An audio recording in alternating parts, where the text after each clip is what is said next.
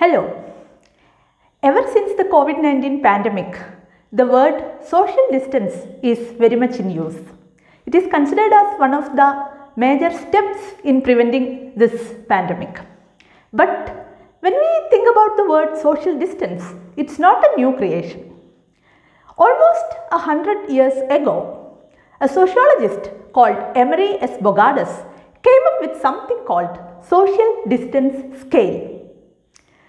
This whole concept of social distance scale is Bogadas came up with a measurement of 7 steps to analyze how people interact with people of other communities. This is particularly important in a multi-ethnic society.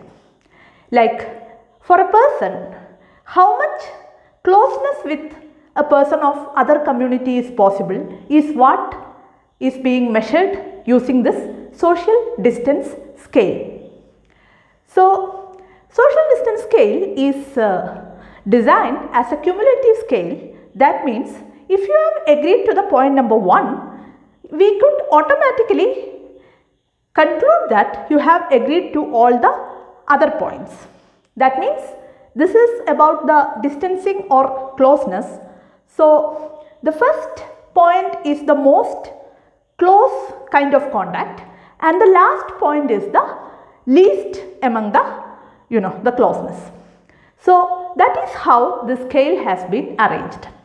So let me just tell you about this 7 points in the social distance scale. The first one is whether you accept a person from other community as your life partner. So that means that's a very extremely close relationship. So if you are able to do that, that is like you are really have that mind of acceptance towards a person from another community. Then this proximity decreases. The second step is whether you accept such a person as your friend. The third one is whether you accept that person as your neighbor. The fourth one is whether you accept such a person as your colleague. The fifth one is whether you accept that person as a citizen of your country. The sixth one is whether you are happy about such a person visiting your country as a non-citizen. And the seventh one is, are you for total exclusion? Like you don't want that person from that particular community to enter your country. So this shows the various degrees of closeness a person is willing to have. So this was actually, the study has been conducted in 1925 in the United States.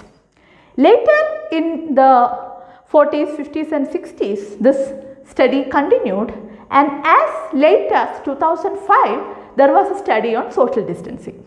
And US society clearly states that the social distancing is actually improving. That means more and more people are ready to accept people from other communities as their colleagues or friends or neighbors, and many such marriages are also being happened. So that shows how America as a society was progressing. In India also, I think we could apply this, because in a country with a very wide variety of socio-economic distances and groups, this will be a valuable insight about our general acceptance and tolerance towards fellow humans. There were a lot of criticism to this particular scale because this can't be called as conclusive. This is more like you are answering a questionnaire. But still that classification, I think, still holds value, especially in a globalized society where there is a lot of movement of people happens across borders. I think this social distance scale still can be used as a tool to measure the social cohesion and solidarity. So that's all about social distance scale. So during this pandemic time, when you hear this term social distance, please do remember this measurement of social cohesion. Thank you very much.